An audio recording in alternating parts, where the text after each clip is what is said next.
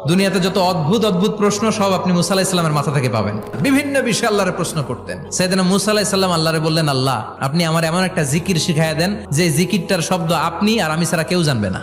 দিনে রাতে সব সময় এই জিকির আমি করব, আপনারে ডাকবো, কিন্তু শর্ত হলো এই জিকিরটা জানবে শুধু আপনি আর জানবো শুধু আমি। আল্লাহ বললেন, মুসা পড়ো লা ইলাহা ইল্লাল্লাহ। মুসা আলাইহিস সালাম কয়, মাবুদ এটা তো জাতীয় জিকির, সবাই জানে।